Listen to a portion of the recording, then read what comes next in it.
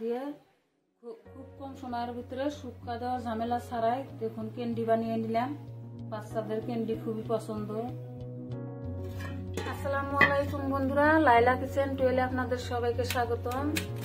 আজকে আরো একটা রেসিপি নিয়ে আপনাদের সঙ্গে শেয়ার করতে আসলাম। প্লিজ একটা লাইক দিয়ে পুরো ভিডিওটা দেখতে থাকুন। বন্ধুরা কেমন আছেন?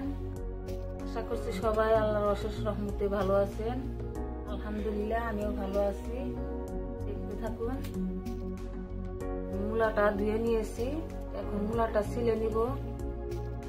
এটা খানিক করে কেটে নিব, এটা আর কি এইখানে করে কেটে নিব। এইভাবে করে কেটে নিব। আগে ছিলে নিব, উপরকার চামড়াটা ছিলে নিব।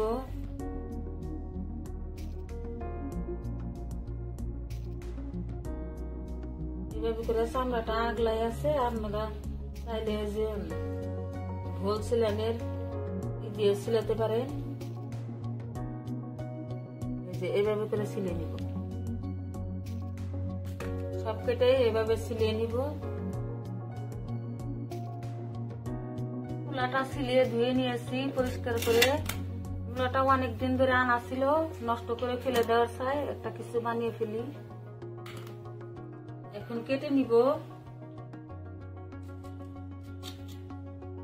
এভাবে করে কেটে নিব। এভাবে করে কেটে নিব।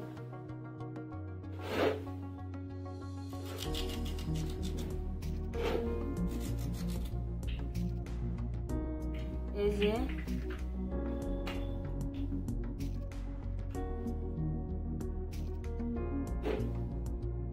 এইভাবে করে আবার যে শেপে কেটে নিব সব কেটে কাপড়টা হয়ে গেছে। এখন পরিষ্কার করে ধুয়ে নিয়েছি, একটা কারা নিয়েছি, দিয়ে দিলাম। এখানে পানি দিয়ে দিলাম পরিমাণ মতো।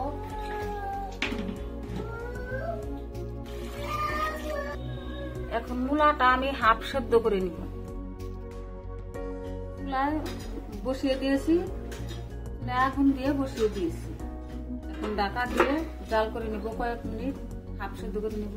বন্ধুরা মূলাটা হাফ সেদ্ধ করে নামিয়ে ঝরা দিয়ে নিয়েছি, ভালোভাবে ধুয়ে পরিষ্কার করে নিয়েছি। এবার সেদ্ধ করছি, একেবারে সেদ্ধ করে নেই আর কি।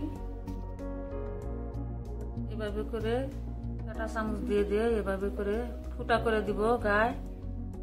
আগেও দিতে পারেন অথবা পরেও দিতে পারেন সেদ্ধ করার ফুটা করে। এভাবে করে সব কেটে ফুটা করে দিব। মূলার গায়ে এভাবে কাঁটা চামচ দিয়ে ছিদ্র করে দিয়েছি। এই যে এখন একটা কারা নিয়ে আসি, কারা দিয়ে দিলাম মূলা দিয়ে। এই যে 400 গ্রামের মতন মূলা নিয়েছি আমি। এই যে চিনি নিয়েছি 400 গ্রামের মতন, চিনিটা মূলার মধ্যে দিয়ে দিলাম।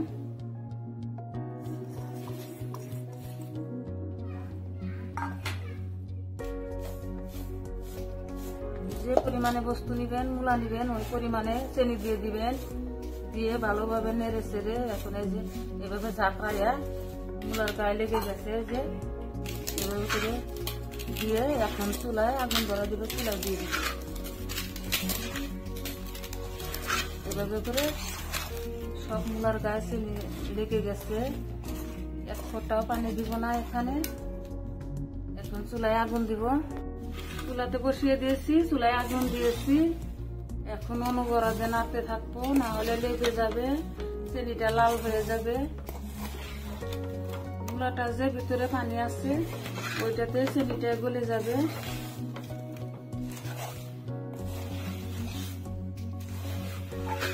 এই যে ভিজে উঠছে মূলাটা।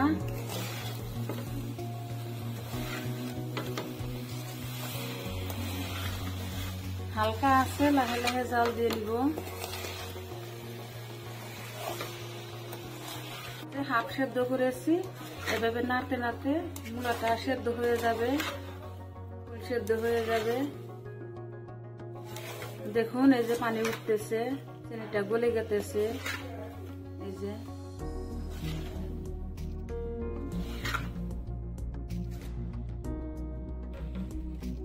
এখানে এলাচের গুঁড়া দিয়ে দিলাম, এলাচের গুঁড়াটা দিলে আর কি মূলাটা সেন্টটা আসবে না, এলাচের ফ্লেভার আসবে। মূলা তো ভাপ দিলেই তো সেন্টটা প্রায় চলে যায়। এই যে কত পানি উঠে গেছে, এভাবে লাহে লাহে নাড়তে থাকবো। চিনিটা গলে এর ভিতরে মূলার ভিতরে ঢুকে গেছে, দেখুন কি সুন্দর। এই যে ঢুকে গেছে চিনিটা, রসে টুকটুকা হচ্ছে। লাহে লাহে জাল করে নিলাম।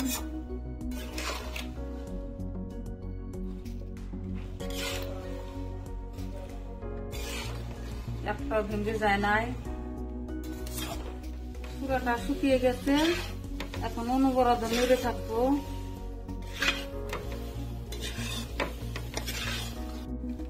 লাহে লাহে জাল করে নিলাম। লাহে লাহে জাল করে চিনি শিরাটা একেবারে করে নিলাম, শুকিয়ে নিলাম।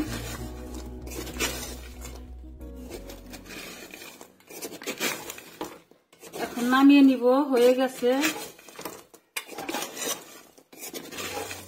নিব কম সময়ের মধ্যে, শুকা দেওয়ার ঝামেলা ছাড়াই কি সুন্দর ক্যান্ডি বানিয়ে নিলাম। দেখুন রসে টুকটুকা ভরা। এই যে একটাও ভেঙে যায় নাই। আমি অল্প লাল করেছি, তার মানে আর কি হালকা লাল কালার করেছি, বেশি লাল করতে যাবেন না। সাদা দবদবেও বানাতে পারেন আপনারা। অল্প তাড়াতাড়ি নাড়াচাড়া করলে আর কি সাদা দবদবে হবে। আমি আর কি অল্প লাল লাল করেছি।